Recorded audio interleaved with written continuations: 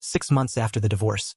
My ex-wife showed up at my front door and threw herself into my arms, calling me babe just like she used to. She was beaming, a smile as bright as when we were first falling in love. Babe, I'm back from my business trip. But we were divorced. Then one day, she suddenly asked, are we not together anymore? I was just getting home from work, heading toward the lobby of my apartment building, fumbling for my keys. Babe, the voice was so clear, so familiar, that for a second, I thought I was hallucinating. But I turned around anyway, a reflex I couldn't control. Chloe, it wasn't a hallucination. It was really her. She was wearing a white puffer jacket, jeans, and a pair of fuzzy snow boots. Her eyes were curved into happy crescents as she stood right in front of me. Before I could process it, she was like a little bird, arms outstretched, flying into my embrace. Babe, I came back early. Did you miss me? Aren't you super surprised? My mind went completely blank. What was happening? We were divorced. 6 months ago, right here in this same spot, I had watched her walk away with the last of her things. There had been no fights, no tears, just a quiet, hollow end. 6 months. Why was she here now? And why was she talking to me, holding me, with the same tone she used right after we got married? Babe? Ethan Carter. She let go of her hug and tilted her head up to look at me. Seeing my frozen expression, she waved a hand in front of my face. What's wrong? Are you in shock? Overwhelmed with joy to see me, I forced myself back to reality, staring at her, unsure how to even begin. Chloe, what are you doing here?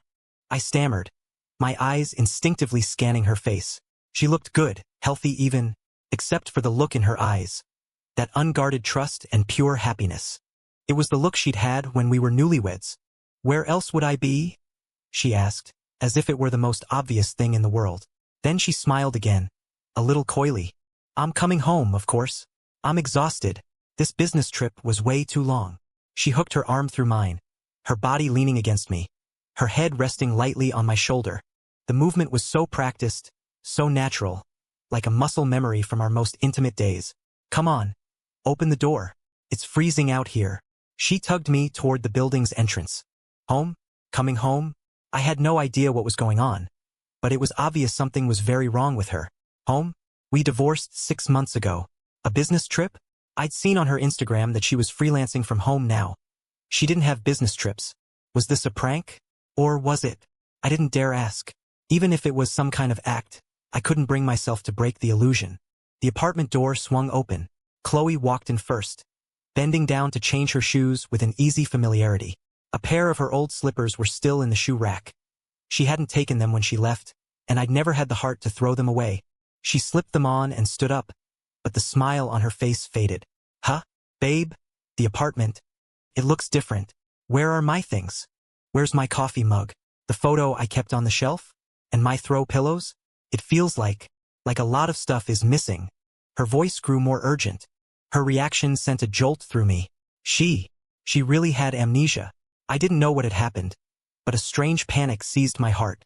Oh, while you were gone, I did a huge deep clean of the whole place. Some of your stuff. I sent it out for professional cleaning. Yeah, that's it. And I put some other things in the storage unit. We can get them out when we need them.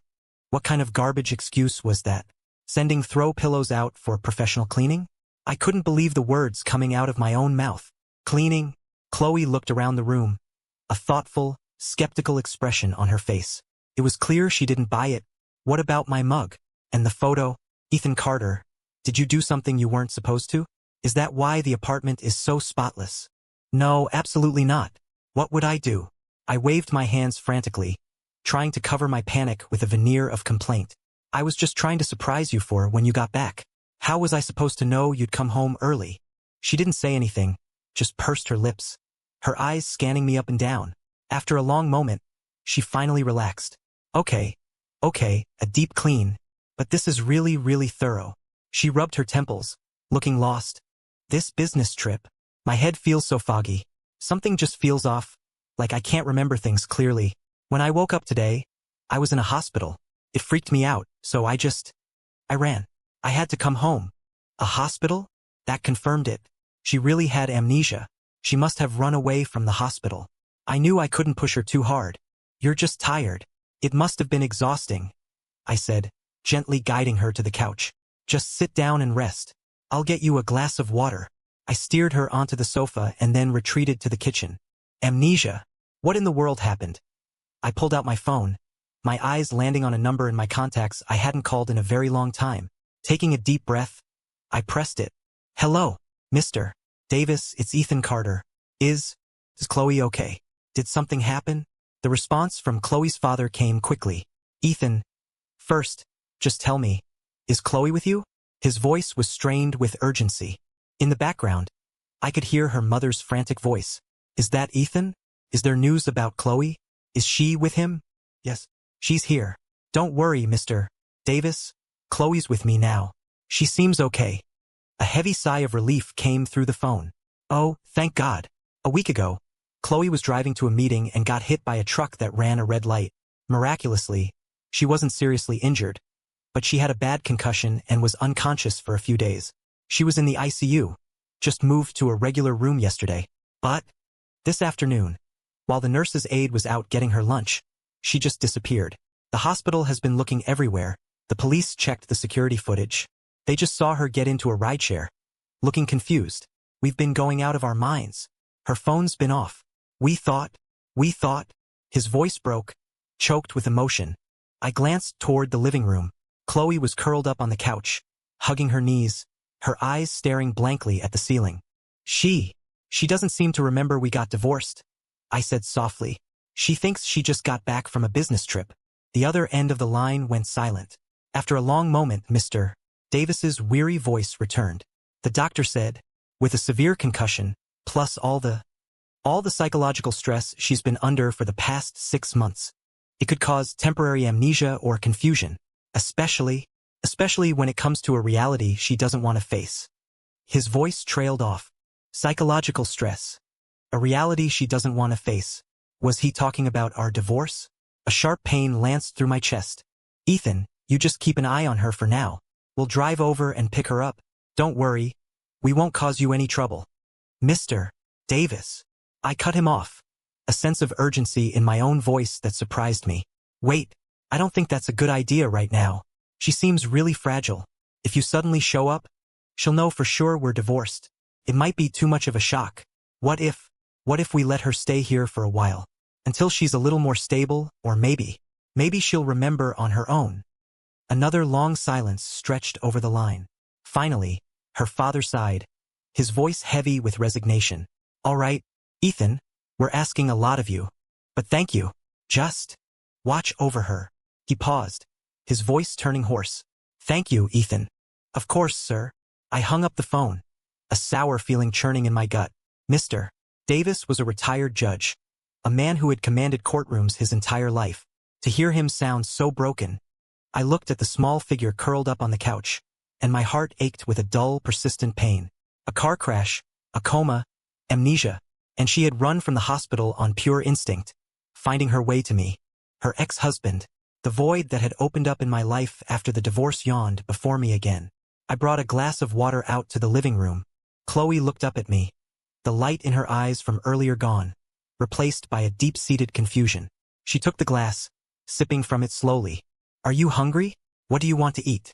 I tried to keep my voice steady and calm. She shook her head, setting the glass down, her gaze landing on my face again. Babe, I just feel like I've forgotten something important. My heart, it just feels empty. I avoided her eyes, pretending to straighten the cushions on the couch. Don't overthink it. You're just exhausted. You'll feel better after a good night's sleep. She didn't press further, just hugged her knees tighter, making herself smaller. When it was time for bed, I went into the master bedroom and pulled out her old pillow and a pair of her pajamas. Thank God I hadn't thrown them away. Chloe was lying in bed, watching me as I stood in the doorway. Babe, aren't you coming to sleep? I tried to sound casual, forcing myself not to look her in the eye. I think I'm coming down with something. My throat's a little sore. I don't want to keep you up all night coughing. And it might be contagious. I'll sleep in the guest room until it clears up. She stared at me from the bed, her gaze unwavering. After a long moment, she finally spoke. Oh, okay, then, make sure you take some medicine and drink plenty of water. I will. You get some rest. I turned and walked out, feeling the back of my shirt soaked with sweat. I stumbled into the guest room and collapsed onto the edge of the bed, feeling completely drained. Time ticked by. I strained to listen for any sound from the other room. Once I was sure she was asleep, I rose like a ghost and crept to the master bedroom door. It was cracked open, just a sliver. Holding my breath, I pushed it open an inch more. The faint glow of the streetlights outside filtered in, outlining the small shape under the covers. Chloe was on her side, facing the door, fast asleep. Her breathing was even and deep. In the dim light, her face looked incredibly soft and peaceful. 6 months ago, in this very bed, after countless nights of silent resentment and sleeping with our backs to each other, she had said to me, her voice perfectly calm, "Ethan, let's get a divorce." The suffocating feeling of that moment rushed back, choking me now. I leaned against the cold doorframe, watching her sleeping form in the darkness, my heart feeling like it was being squeezed by an invisible hand. The emptiness I had tried to fill with work for the past 6 months came crashing down around me. How did we get to that point? How did a love so intense, so all-consuming that we wanted to meld into one another, slowly cool, and then shatter under the weight of daily life and silence? When did it start? Was it the time I didn't say, "I love you" back? The hug I was too tired to give? Or was it all those sacrifices I made, thinking they were for her, that ended up becoming weapons we used against each other? I closed my eyes and let the belated wave of pain crash through me. An amnesiac Chloe was like a time traveler, sent back from the most passionate days of our relationship. She was once again the clingy, bright-eyed girl who laughed easily, her eyes full of starlight. Her gaze followed me everywhere, whether I was getting water from the kitchen or taking a work call from the den. The second I had a free moment, she'd materialize beside me like an affectionate kitten, linking her arm through mine and resting her head on my shoulder. The intimacy was so natural. It was as if it had never been broken. "Babe, look at this," she'd say, holding up her phone to show me a ridiculous pet video on TikTok, laughing so hard she had to lean against me for support. "Doesn't he look just like that fat orange cat we used to feed downstairs?" My heart skipped a beat. We'd fed that cat when we were first married. He'd disappeared a long time ago. What caught me even more off guard was what happened in the kitchen. She'd insisted on cooking dinner to reward her hard-working husband. "Pasta arrabbiata," she declared, tying on an apron. Her movements were fluent as she started the sauce, first adding a pinch of sugar, a trick she'd learned because she knew I hated sauces that were too tart. Sometimes, she'd drop an inside joke so specific and silly, only the two of us could possibly understand it. "Hey, Ethan," she said one afternoon while wiping down the table. She stopped, turned to me, and gave me a conspiratorial wink. Lowering her voice, she perfectly mimicked a character from a show we used to binge-watch. "Bears, beats, Battlestar Galactica." That nonsensical phrase, born from a late-night TV marathon, had once been our favorite, most-used secret code. In the last few months before the divorce, we had barely managed basic conversation, let alone pointless little jokes like that. The water glass in my hand froze mid-air. My throat felt thick, and a hot, stinging sensation rushed to my eyes. Every time a sliver of warmth entered my heart, a voice would whisper in my ear, "What are you doing?" I was like a contemptible thief, greedily savoring the phantom warmth brought on by her amnesia. The man she loved, the one she depended on, was the version of me that existed in her memory. The Ethan Carter who hadn't yet been worn down into a stranger by the friction of marriage. She was in love with a relationship that was already dead and buried. And here I was, the one who knew the cruel truth, shamelessly enjoying this stolen dream. Guilt washed over me.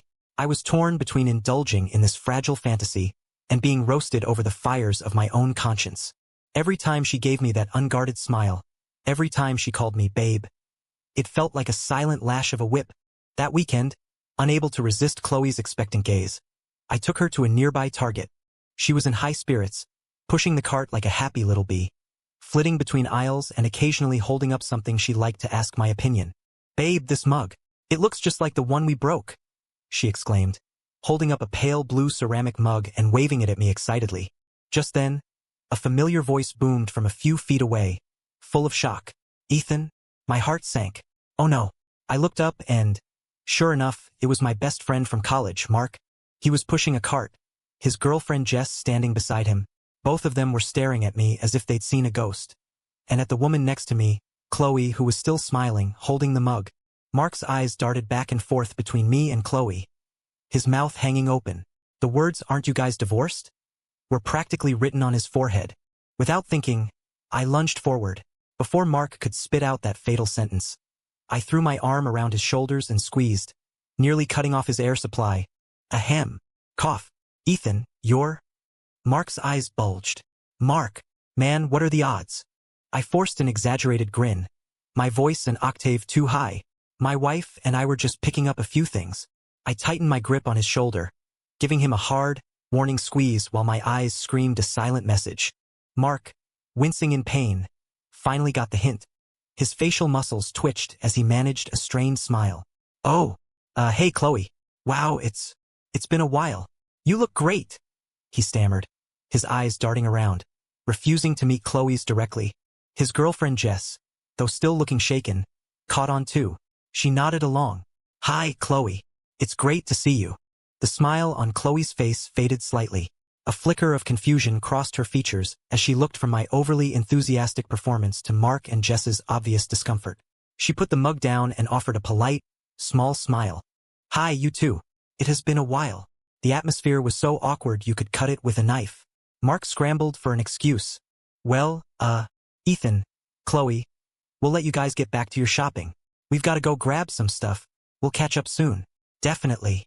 With that, he grabbed Jess and practically fled with their cart, disappearing behind an aisle of breakfast cereal. Chloe watched them go, her smile gone completely. She turned to me, her expression now quiet and searching. The pure joy from moments before evaporated. She began hesitantly, her voice soft. They seemed really surprised to see me. My heart was hammering against my ribs. You think? I shrugged, trying to act casual as I grabbed a random bag of chips from the shelf and tossed it into our cart, desperate to change the subject.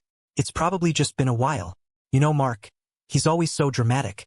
Come on, let's go see what they have in the snack aisle. I pushed the cart forward, my pace a little too quick. Chloe didn't press the issue, falling into step beside me silently, but I could feel it. That effortless happiness she'd had was gone. A few days later, I was about to leave work when Haley, a new intern who had been not so subtly showing interest in me, walked over to my desk with a stack of files. She was clearly looking for an excuse to talk. As she set the files down, she fumbled, and the top folder slid off, hitting my arm. Oh my God, Ethan, I'm so sorry. Haley apologized, flustered. I frowned, a wave of irritation washing over me. It's fine, I said, my tone a bit harsh. I just wanted her to leave. Let me buy you dinner to make up for it. I mean, you're just going home to an empty place anyway, right? The fact that I was divorced wasn't a secret at the office, so her advance wasn't entirely surprising. I was about to refuse, not just because Chloe was home, but because I had no interest in seeing anyone new. When I looked up, Chloe was standing at the entrance to my office floor. She had come to meet me after work. She was just standing there, silently watching the whole exchange, and I knew she had heard Haley's last sentence. I saw the look in her eyes shift from initial surprise to confusion, then darken, finally settling into a flat, bleak expression. She didn't come over and take my arm like she usually did. She didn't ask a single question. She just stood there. The drive home was unnaturally quiet. I drove, keenly aware of how small and silent Chloe seemed in the passenger seat. I tried to make small talk, asking her what she did at home today, what groceries she bought. She just stared out the window at the passing city lights, and after a long pause, gave a soft in response. It was a dead silence, more terrifying than any accusation. The atmosphere in the apartment for the next few days was glacial. She became exceptionally quiet. She no longer clung to me, no longer tried to cook dinner with enthusiasm. She would often just sit on the living room couch, hugging her knees and staring out the window, her gaze empty and unfocused. Every time I saw that lost, heartbroken look on her face, it felt like a cold hand squeezing my heart. The more silent she became, the more my guilt gnawed at me. It all came to a head one night. Earlier that day, we'd run into an old neighbor in the lobby. Oh, Ethan, your wife is back. Did you two patch things up? The woman had chirped before I could cut her off. The neighbor's look of surprise, followed by dawning comprehension, was something Chloe didn't miss. Back in the apartment, I had just walked out of the kitchen with a glass of water when she spoke. She was looking straight at me. Her gaze wasn't filled with tentative dependence anymore, but with a mixture of confusion and pain. Ethan, tell me the truth. Her voice was thick with unshed tears. Are we not together anymore? Time seemed to freeze. Tears welled in her eyes, but she fought stubbornly to keep them from falling. I opened my mouth, but my throat was too dry to make a sound. I had been dancing on a cliff's edge for weeks, a pathetic clown, and now, I'd finally been pushed over. I looked at her and gave a single heavy nod. Yeah, the word took every ounce of strength I had. Boom! In the second after I spoke, the world went silent. The last trace of hope vanished from Chloe's face. Her tear-filled eyes locked onto mine. She looked like she couldn't understand, or maybe she understood but refused to accept it. Her lips parted, but no sound came out. After a few seconds of stillness, she erupted. No, that's impossible. She shook her head violently, her voice shattering. You're lying. You're lying to me again. Ethan, tell me you're lying. Her voice rose to a shriek. She shot up from the couch, stumbling from the sudden movement.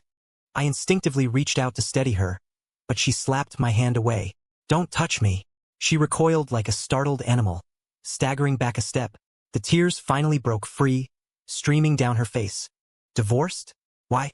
But we were, she sobbed, her words a jumbled mess. We were so in love. We were supposed to grow old together. Ethan, tell me why. How did we end up divorced? Why can't I remember any of it? She slid down the wall until she was sitting on the cold floor, curling into a ball and burying her face in her knees. Muffled, choked sobs escaped from her huddled form, her shoulders shaking violently. I stood frozen, a guilty man watching her fall apart, completely helpless. My hand, which I'd reached out, hung in the air before falling limply to my side. Any words of comfort would have been hollow and insulting. All I could do was watch her cry, listening to the sounds of her despair echo through the living room.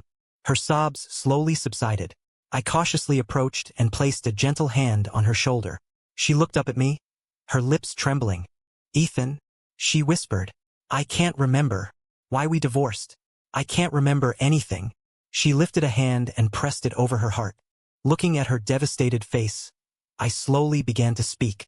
A year ago, I told her everything, about the silence that grew between us, the cold wars that turned into bitter arguments, the eventual divorce, and finally, the car accident that led her back to my door.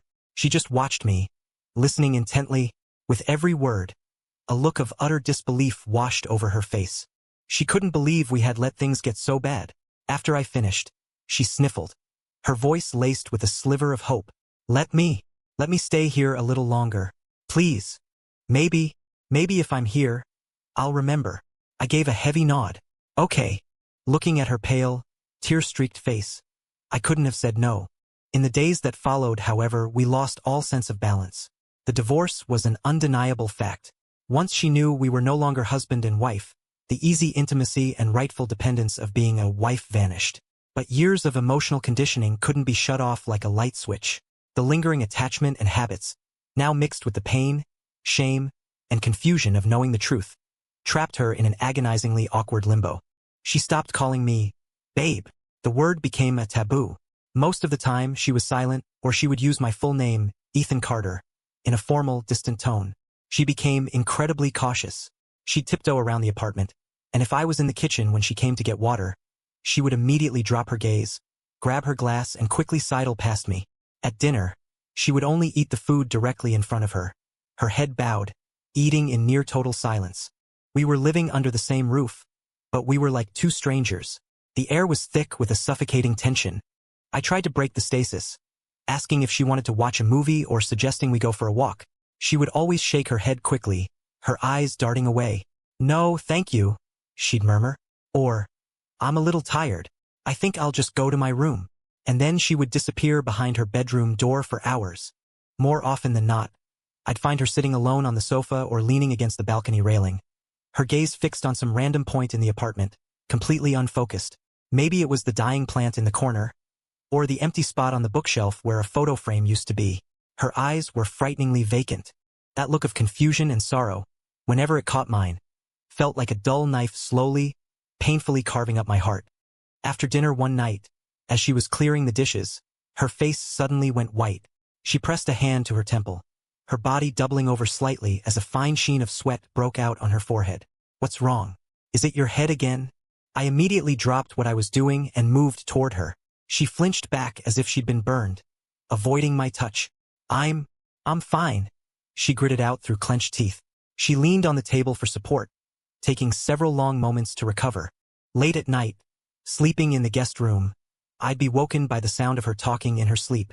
Holding my breath, I'd creep to her bedroom door, which she always left ajar. No, that's not what I meant. Her voice was muffled by sleep. Divorce. No. Her voice would rise, full of pain, before trailing off into a whisper. Her sleep-talking was a dagger to my own memories. The scenes from the last few months before our divorce flooded back uncontrollably. The endless late nights at the office, the growing silence between us, the suspicions and disappointments that festered in that silence until they became an insurmountable wall of ice. They were no longer forgotten history. They were a cold, hard reality, a cruel reminder of how our relationship had withered and died. Every time I saw her weakened after a headache, every time I heard those fragmented, pained whispers from her dreams, the regret in my own heart deepened. What we once had was far more precious than I'd ever realized until it was gone. Back then, we were both too proud, too stubborn, and we just let it die in silence. One Friday night, after cleaning up the kitchen, I was on one end of the sofa scrolling through my phone. Chloe was on the armchair opposite me, a book open in her lap that she hadn't turned a page of in a very long time. Suddenly, she closed the book. I looked up. She was watching me. Her eyes filled with a complex emotion I couldn't quite decipher. "Ethan," she began, breaking the long-held silence. "Is there any alcohol in the house?" I was taken aback, not understanding. She bit her lip, her gaze steady. "Have a drink with me. Like we used to." She paused, as if searching for the right words, before finally letting out two more. "Let's talk." Talk? About what? The past we were both desperately trying to avoid? Or this suffocating present and a future that felt like a complete blank? "Okay," I heard myself say. I went to the kitchen, where a few bottles of red wine and a half-empty bottle of whiskey were gathering dust. I poured us each a glass. "Thanks." She took it, but didn't toast. She just tilted her head back and took a long swallow. I did the same. The burn of the alcohol down my throat was a strange, numbing relief. "Do you remember the first time we met?" she asked suddenly, her voice barely a whisper. "At college, in that shabby little auditorium backstage? You were moving props, and you were so clumsy. You knocked over a whole row of chairs and nearly buried me alive." A faint, tiny smile touched the corners of her lips. The image hit me with the force of a physical blow. The chaotic backstage, the dust motes dancing in the air, her furious face as she climbed out from under a pile of props, a smudge of dirt on her hair as she called me an idiot, her eyes shining like stars. A warm, bittersweet feeling flooded my chest. How could I forget? My voice was hoarse.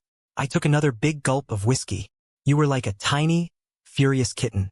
And then at the party that night, you had 2 glasses of juice and passed out on my shoulder." Once the floodgates of memory were open, there was no stopping them. We talked about our first awkward date, sharing a cheap bowl of spicy noodles at a noisy night market, sweating and laughing like fools. We talked about our first tiny apartment after graduation, staring at the water-stained ceiling and dreaming about a future where we could conquer anything, as long as we were together. We talked about our first real paychecks, how we excitedly bought a small cake to celebrate, only to have it get squashed on the crowded subway, and how we ended up eating the flattened mess on a park bench, convinced it was the most delicious thing we'd ever tasted. The laughter came more easily then, tinged with the haze of alcohol and a long-forgotten sense of ease. The glasses emptied and were refilled. But eventually, the tide had to go out. When did it start to change? Chloe's voice grew quiet. Was I too ambitious? Always trying to be the best at my job? I neglected. Her voice caught, and she couldn't finish. "No, it wasn't you." I denied it instantly.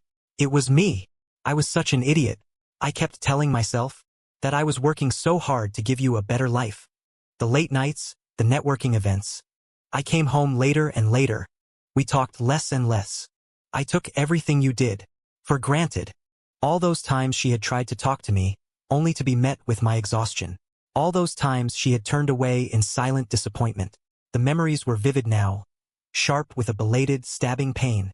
The emotions we had suppressed for so long. The numb emptiness of the divorce, the shock of her amnesiac return, the suffocating weight of the truth, erupted, fueled by the alcohol. We were no longer reminiscing calmly, no longer confessing tentatively. The love that had never truly been extinguished poured out, raw and unfiltered. I don't know who moved first, Maybe she unconsciously grabbed my hand, or maybe I reached for her, desperate for an anchor. The moment our skin touched, all the pent-up emotion found its release. The morning sun hit my eyes. I snapped them open. The first thing I saw was the ceiling of the guest room. The second thing I saw was a face, inches from mine. Chloe. She was lying on her side. So close. Her eyes had just opened, too, and her gaze met mine. Time froze. Our eyes locked. My brain went blank with a loud, buzzing sound. The next second, we both recoiled as if electrocuted, scrambling away from each other. A chasm of cold air opened up between us. The tangled sheets were a silent testament to the reckless, desperate chaos of the night before. The room was thick with the lingering smell of alcohol and an undeniable, suffocating intimacy. Silence. A dead, suffocating silence. We were huddled on opposite sides of the bed, our backs to each other, neither of us daring to move, barely daring to breathe. After that night, a deliberate avoidance became our only form of communication. Chloe retreated almost entirely into the master bedroom. Aside from quick trips to the bathroom or kitchen, she never appeared in the common areas. When she did, her head was always bowed, her steps quick, her eyes fixed on the floor, refusing to meet mine for even a second. At meals, she sat in the chair furthest from me, ate quickly, and left the table the moment she was done. I was a prisoner in the guest room. Work, it was impossible to focus. I'd pick up my phone and put it down again, spending most of my time just sitting on the bed or staring out the window at the people coming and going in the courtyard below. My mind a complete blank. Unbidden, flashes of that night would flicker through my thoughts. Her headaches were becoming less frequent. Sometimes a whole day would pass without an incident. I knew what it meant. Her memory was coming back. Every time I saw a flicker of clarity in her eyes, the knot of panic in my stomach tightened. The moment she fully remembered, the woman who had crashed back into my life would truly be gone. One evening, Chloe didn't retreat to her room right away. She was sitting on the living room sofa, her head slightly tilted, her gaze on me. I saw the look in her eyes and my stomach dropped. Her expression, there was no more confusion. It was filled with a familiar complexity. The old Chloe was back. And then she spoke. Ethan. She paused for half a second, her gaze unwavering. I remember everything. A wave of disappointment I didn't even want to admit to myself washed over me. That night, I heard faint rustling sounds from her bedroom. I knew she was packing the few things she had accumulated during her stay. The next morning, she emerged with a small duffel bag. It was barely full, holding almost nothing, just like this period of time she had spent in my life. A brief, dreamlike illusion. She walked to the entryway and put on her own shoes. This past month, she finally said, her tone polite and formal. Thank you for everything, for taking care of me. She gave a slight nod, didn't linger, and pulled open the front door. And then she was gone. The entire world went silent. No, not silent. It was dead. The void that I had spent 6 months learning to live with came rushing back. A tidal wave that swallowed me whole. This time it was more violent, more complete. The days after Chloe left were bleak and endless. The apartment was truly empty now. I'd walk through the living room and my eyes would automatically go to the sofa where she used to sit, now vacant. In the bathroom, the new toothbrush she'd bought during her stay sat alone in its cup. The air itself seemed to hold a faint, lingering trace of her scent. Work was impossible. My colleagues' words were a muffled drone. My friends, seeing my state, dragged me out for drinks. The bar was loud and crowded, but I felt like an outsider on a deserted island. The alcohol had no effect, just a flat, bitter taste. The numbness I felt after the divorce. I had mistaken it for moving on. Chloe's return, and her subsequent departure, had shattered that illusion. I was forced to face a brutal truth. In 6 months, I had never gotten over her. The amnesiac Chloe had been a flawless mirror, reflecting the deepest truths of my own heart. Every corner of the apartment was a silent monument to her presence, and now her absence. I wandered through the empty rooms like a ghost. On the 7th day after Chloe left, on a dreary afternoon, I was staring at a spreadsheet on my computer, making zero progress. My mind was adrift. Suddenly, my phone vibrated on the corner of the desk. When her name flashed on the screen, my mind went blank, and the blood rushed to my head. Chloe. I snatched the phone off the desk. Hello? My voice was tight, more strained than I realized. For a few seconds, there was only dead silence on the other end. Then, her voice came through, soft and trembling. Ethan, she paused. Her voice dropped even lower. I'm pregnant. Pregnant. The word detonated in my brain. What did you say? My voice was a strangled, shaking mess. Chloe? Where are you? Are you at your apartment? Wait for me. Don't go anywhere. I'm coming over right now. She didn't answer, but I could hear her faint, unsteady breathing. I grabbed my car keys from the desk and bolted from the office. I raced to her apartment building and practically broke down the lobby door. The elevator was agonizingly slow. I threw open the door to the stairwell and took the steps 3 at a time. She opened her apartment door almost immediately. We stood there, facing each other. All the words I wanted to say stuck in my throat. In the face of something this monumental, language felt useless. There were no dramatic arguments, no accusations. We sat across from each other at her small dining table. Not too close, not too far apart. On the table between us lay a single sheet of paper from a clinic. The cold, clinical terms and the blurry image on the ultrasound report pointed to one undeniable fact. 6 weeks pregnant. The date confirmed it. It was from that night of whiskey and wine, of reckless, desperate passion.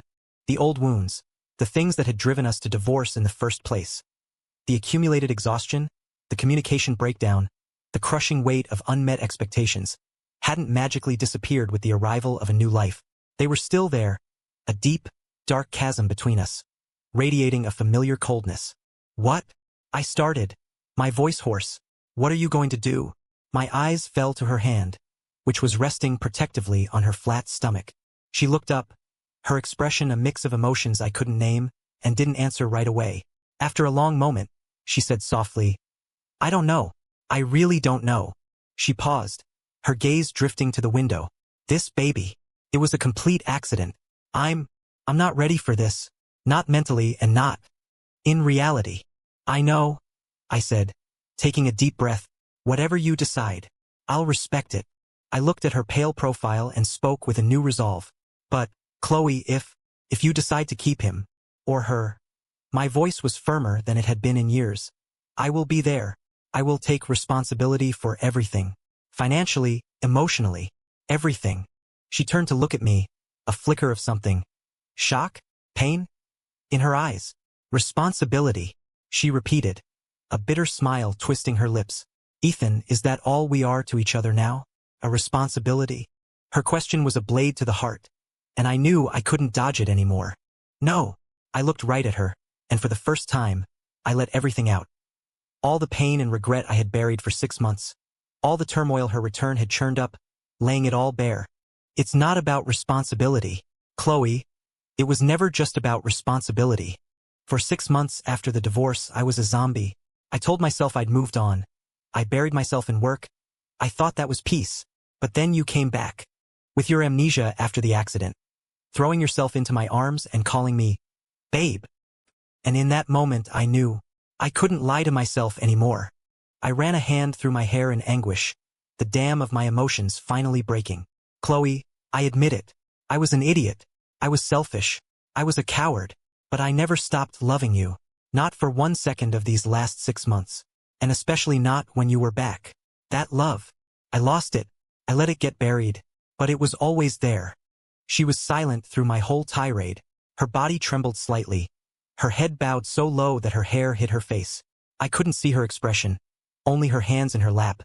Her fingers twisted together so tightly her knuckles were white. Time stretched on. Just when I thought all hope was lost, a single, crystalline tear fell, landing silently on the back of her clenched hand. Then another, and another, until they were falling in a silent, steady stream. She finally looked up. The tears were still rolling down her cheeks, but her voice was steady. Ethan, she said, and the way she said my name, it wasn't formal or distant. It was the way she used to say it, a long, long time ago. For the baby, she said, pausing, her gaze shifting down to her stomach with a new, fierce tenderness. Her hand rested there gently. And for, her voice caught, but she pushed the words out, clear and true. For whatever it is we both know we never really let go of. Let's start over.